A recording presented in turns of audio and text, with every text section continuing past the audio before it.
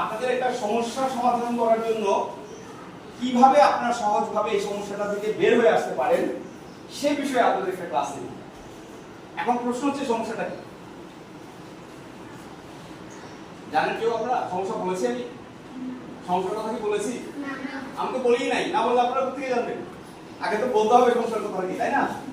সমস্যার কথাটা বলার আগে আমি আজকে আপনাদের কার্যক্রমটা শুরু করব একটা ছোট্ট খেলা দিয়ে। খেলাটা হচ্ছে, আমার হাতে একটা কাগজ আছে। কি আছে?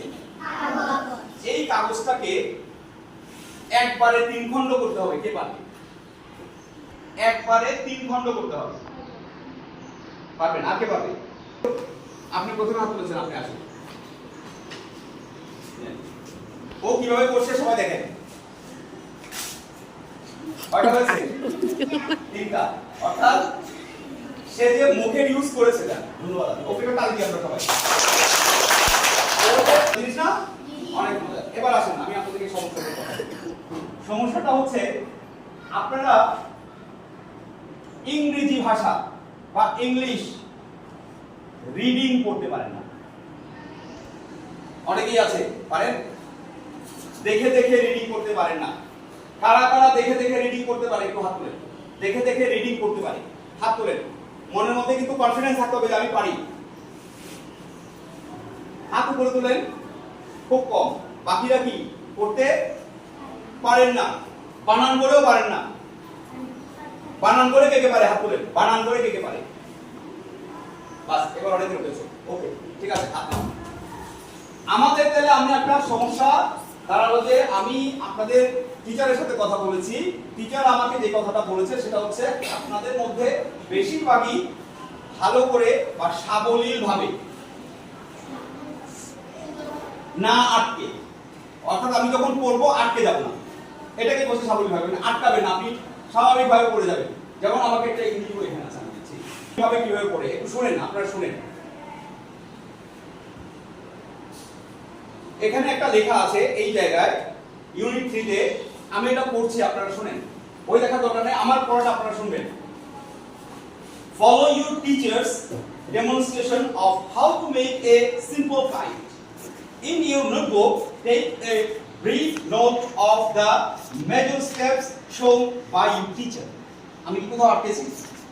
আমি কি কোথাও আটকেছি? এবং আমি কিন্তু অনেকটা দ্রুত পড়েছি। আপনাকে এত দ্রুত পড়তে হবে না, স্বাভাবিকভাবে আস্তে আস্তে বা স্লো পড়তে হবে। কেমন? যেমন এবার পড়ে শোনাচ্ছি, শুনেন। Follow your teachers demonstration of how to make a simple kite. In your notebook, take a brief note of the major steps shown by your teacher. আমি এবার আস্তে আস্তে পড়েছি না? এর আগে কিন্তু স্পিডে পড়েছিলাম, তাই না? আমি কেন স্পিডে পড়তে পারছি? কেন পেরেছি স্পিডে পড়তে? কারণ এটার উপর আমার ভালো দখল আছে। এটার উপর আমার ভালো দখল আছে। আমি আগে থেকে ইংরেজি রিডিং প্রায় পড়ি, সবসময় ইংরেজি পত্রিকা পড়ি বা ইংরেজি নিউজগুলো শুনি, যার ফলে আমি শুনতে শুনতে শুনতে শুনতে পড়তে পড়তে আমার পড়ার একটা গতি চলে আসে এবং আমি কোনো শব্দের মধ্যে আটকে যাই। আরেকটা জিনিস, সেটা হচ্ছে ইংরেজিতে আমি অনেকগুলো শব্দ জানি। আমি অনেকগুলো শব্দ জানি, যেটাকে বলা হয় ভোকাবুলারি। আমার শব্দ ভান্ডার, আমার শব্দ ভান্ডার। কারণ আমি অনেকগুলো শব্দ শিখেছি, অনেকগুলো শব্দ পড়েছি, যার ফলে যখনই আমি এটা পড়তে যাই তখনই শব্দটা দেখলেই আমি বুঝে যাই এটা এই শব্দ, আমাকে বানানো করতে হয় না, আমি শব্দটা পড়ে যাই। কিন্তু আপনার মধ্যে ওই ভোকাবুলারি আছে নাই, আপনার শব্দ ভান্ডার কম, আপনি কম শব্দ শিখেছেন। কিন্তু বেশিরভাগ শব্দগুলোই আমরা যারা যেগুলো এখানে ব্যবহার করি এগুলো কিন্তু আছে, আছে না? আচ্ছা, এবার আসে আমরা কেন সাবলীল ভাবে রিডিং করতে পারি না। তখন আমি যে ঘরে জন্মগ্রহণ করেছি সেই ঘরে আমার মা বাবা কোন ভাষায় কথা বলে? তারা ইংরেজি ভাষায় কথা বলে, তাই না? ওরা মায়ের ভাষা থেকে শিখে যায়। যেমন মনে করেন আমার হাতে দেখি, মনে করেন কলম, এটা কি? এই কলম শব্দটা আমি কিভাবে শিখেছি? পেন, এটা পড়ে ইংরেজি পড়ে, বাংলায় শিখেছি আমি প্রথম। কিভাবে শিখেছি? কিভাবে কিভাবে শিখেছি? মায়ের মুখ থেকে শুনেছি, বাবার মুখ থেকে শুনেছি, টিচার বলেছে, আমি যখন বলেছি বলতো বাবা কলম, আমি বলেছি মলম। কি বলেছি? মলম। কিংবা বলেছি কম, এটা কম কম। আমি কি প্রথমে শুদ্ধভাবে বলতে পেরেছি কলম? পারি নাই। এই যে কম, মলম, কলম, কলম বলতে বলতে বলতে বলতে আমি কিন্তু একসময় কি হয়েছি বলতে পেরেছি কলম। দেন আমি এটার ইংরেজি শিখেছি PEN, পেন। তাহলে প্রথমে আমরা কি শিখেছি বাংলা, এরপরে কি শিখেছি ইংরেজি। এই ইংরেজিটা হচ্ছে আমাদের দ্বিতীয় ভাষা, বাংলাটা হচ্ছে আমাদের প্রথম ভাষা। কি বলেছি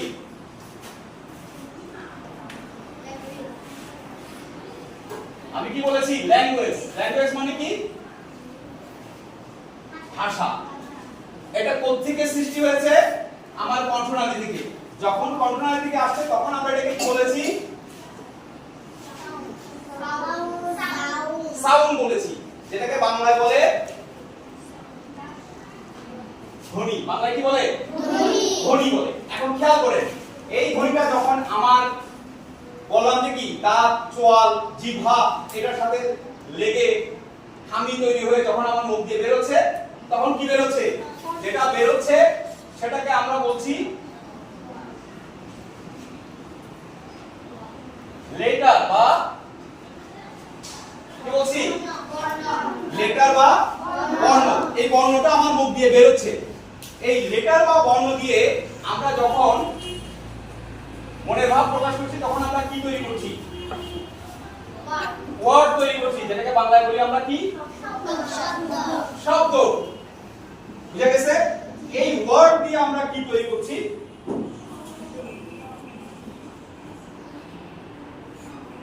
কি তৈরি করছি সেন্টেন্স। আমরা ওয়ার্ড দিয়ে কি তৈরি করছি সেন্টেন্স। সেন্টেন্স অর্থ কি কে বলতে পারবে? এই মাহেরা বলে সেন্টেন্স অর্থ কি? সেন্টেন্স অর্থ না বাক্য। সেন্টেন্স অর্থ বাক্য। এবার বুঝতে পেরেছেন? তাহলে আমি আবার বলছি, শুরু করেন। শুরুতে হচ্ছে সাউন্ড, সাউন্ডের পরে কি এই আমার সাথে বলবেন, সবাই সাথে জিজ্ঞেস করে বলবেন, হপ করে থাকবেন না। সাউন্ডের পরে কি লেটারের পরে কি ওয়ার্ডের পরে কি। এবার আমরা বাক্য তৈরি করে ফেললাম। তো বাক্য তৈরি করলে এখন আমি যদি বাক্যটা পড়তে যাই আমার তো না পারার কথা না, আমার কি না পারার কথা না। এবার আসেন কেন আপনি বাক্যটা ভালোভাবে বা স্বাভাবিকভাবে পড়তে পারছেন না। প্রথমত আমি যদি বলি আমাদের ইংরেজিতে কয়টা বর্ণ আছে কে বলতে পারবে? কয়টা বর্ণ আছে ইংরেজিতে? 26টি। Very good. কে বলেছে? যারা যারা বলেছে ওদের সবার জন্য একটা তালি। আমরা জানি আমাদের কয়টা বর্ণ আছে 26টা। এবার আমি বর্ণগুলো লিখছি, আপনারা খেয়াল করেন।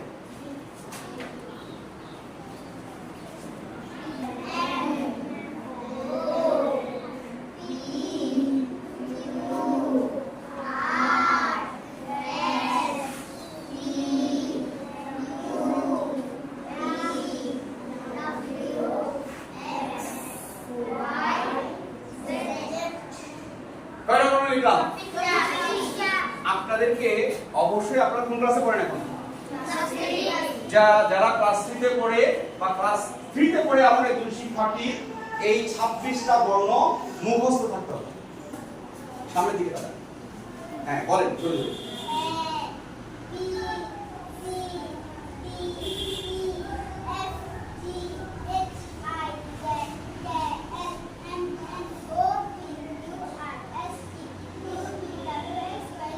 Very good. ওকে একটু তালি দিই আমরা।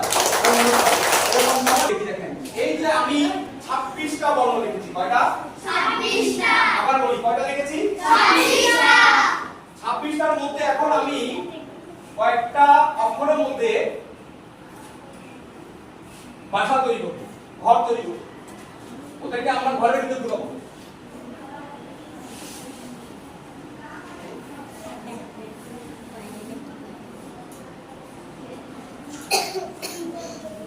ওদেরকে আমি ঘরের ভিতরে ঢুকালাম। কয়টাকে ঢুকিয়েছি? 5টা। আবার বলেন কয়টা ঢুকিয়েছি? 5টা। কয়টা? 5টা। এখন এই 5টা কি? এরা কি? এদেরকে কেন আমরা ঘরে ঢুকালাম? বাকিদেরকে কেন ঘরের বাইরে রাখলাম? ওদেরকে আমরা ঘরের ভিতরে ঢুকালাম না কেন? ওরা মনে কষ্ট পাবে না? পাবে? মনে কষ্ট পাবে? মনে কষ্ট পাইলেও করার কিছু নেই, কিচ্ছু করার নেই। কারণ এই যে 5টা অক্ষর আমি বা 5 জনকে আমি ঘরের ভিতরে ঢুকিয়েছি, এরা হচ্ছে ভিআইপি, বস। বস চিনেন? জি। এরা তো বস, বাকিরা হচ্ছে এদের কর্মচারী। আপনারা কি স্বরবর্ণ, ব্যঞ্জনবর্ণ শব্দগুলো শুনেছেন? জি। স্বরবর্ণকে ইংরেজিতে কে বলে? কে বলতে পারে? স্বরবর্ণকে ইংরেজিতে কি বলে? কি হচ্ছে vowel. V O W E L, vowel. আমি বাংলায় মনে রাখতে বলছি, আপনারা ইংরেজিতে মনে রাখতে পারলে ভালো। এই পাঁচটা হচ্ছে এ ই আই ও ইউ। আমার সাথে বলেন, এ ই আই ও ইউ। এই পাঁচটা বর্ণ হচ্ছে স্বরবর্ণ বা ভাওয়েল। বাকিগুলো হচ্ছে ব্যঞ্জন বর্ণ। 26টা থেকে 5টা চলে গেলে কয়টা থাকে? 21টা। 26 থেকে 5টা চলে গেলে 21টা। এই 21টা হচ্ছে কি? ব্যঞ্জন বর্ণ। ব্যঞ্জন বর্ণকে ইংরেজিতে কি বলে? কে বলতে পারবে? আমি বলে দিই, আপনারা বলতে পারবেন না, যেহেতু আপনারা ছোটবেলায় পড়েন নাই। না পড়ার কারণে আজকে স্বাভাবিকভাবে আপনারা রিডিং করতে পারছেন না। ওই 21টাকে বলা হয় ব্যঞ্জন বর্ণ। ব্যঞ্জন বর্ণকে ইংরেজিতে বলা হয় কনসোনেন্ট। বলেন, কি বলে? কনসোনেন্ট। কনসোনেন্ট। স্বরবর্ণ ভাওয়েল। বলেন, স্বরবর্ণ ভাওয়েল, ব্যঞ্জন বর্ণ কনসোনেন্ট, ভাওয়েল স্বরবর্ণ, ভাওয়েল স্বরবর্ণ, কনসোনেন্ট ব্যঞ্জন বর্ণ। এইটা কোথায় আছে? এটা ঘরের ভিতরে আছে না? জি। তাহলে এ আছে ঘরের ভিতরে। এর সাহায্য ছাড়া বি উচ্চারিত হতে পারে না। আপনি ই ছাড়া বি বলেন তো দেখি। ই উচ্চারণ না করে বি বলেন তো। কে বলতে পারবে? কার বুকের পাটা আছে বলেন দেখি দাঁড়ায়, আমি ই ছাড়া বি বলতে পারবো? পারবেন? জান গেলেও পারবেন না। এবার কি বুঝতে পারছেন যে ই এর সাহায্য ছাড়া বি কখনো উচ্চারিত হতে পারবে না। সেজন্য ই হচ্ছে বি এর বস। শুধু এই দেখেন, সি এর পরে আমরা সি লিখতে আমরা ই পাচ্ছি, ডি লিখতে ই পাচ্ছি, এফ লিখতে আগে এ পাচ্ছি। এফ বলতে আমাকে প্রথমে এ বলতে হবে। ই, এইচ, এ, জে, এটা পরে খেয়াল করবেন, আমি আগে উচ্চারণ করছি আবার পরে উচ্চারণ করছি। শুনেন, ভাওয়েল বা স্বরবর্ণগুলো কনসোনেন্টের আগেও উচ্চারিত হতে পারে, পরেও উচ্চারিত হতে পারে। যেটা আগে হচ্ছে আমি সেটা আগে লিখছি, যেটা পরে হচ্ছে সেটা পরে লিখছি। জে, কে, এল, এম, এন, পি, কিউ, আর, এ, এস, এ, টি, ওয়াই। ওয়াই এর সাথে কি উচ্চারণ হচ্ছে? আই। ওয়াই এর সাথে কি উচ্চারণ হচ্ছে? আই। তারপরে Z, Z, J A D, A হচ্ছে এটা মাঝখানে উচ্চারণ হচ্ছে, এটা ডি। তাহলে আমরা বুঝলাম কি আমাদের 26টা বর্ণ আছে। কয়টা বর্ণ আছে? 26টা। এই 26টার মধ্যে 5 জন হচ্ছে বস। কোন 5 জন?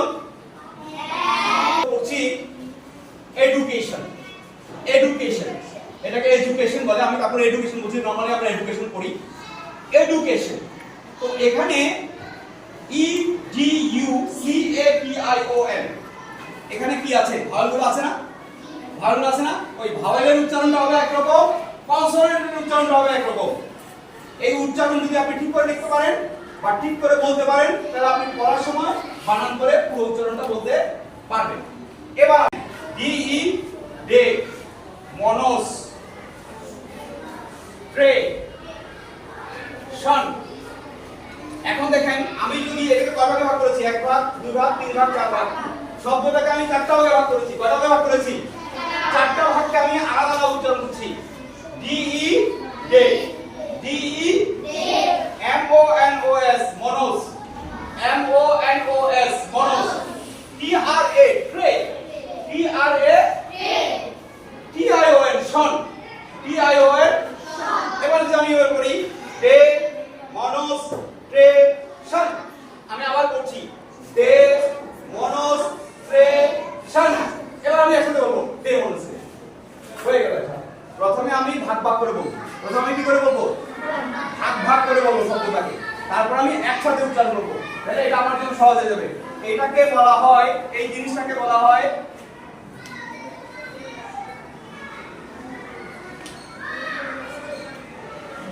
সিলেবল। সিলেবল এটাকে বাংলায় বলা হয় শব্দাংশ। কি বলা হয়? শব্দাংশ। শব্দাংশ অর্থাৎ আমরা যখন কোনো বড় শব্দ, ভালো করে খেয়াল করেন, আমি লাস্ট কথাটা বলছি, আমরা যখন কোনো বড় শব্দ একবারে পড়তে পারবো না, আবার বলছি, আমরা যখন কোনো একটি লম্বা বা বড় শব্দ একবারে পড়তে পারবো না, তখন আমরা এখানে কি করব? কি করব? শব্দগুলো ভাগ ভাগ করে নেব। কি করে নেব? এরপরে ভাগ ভাগ করে আলাদা আলাদা উচ্চারণ করব।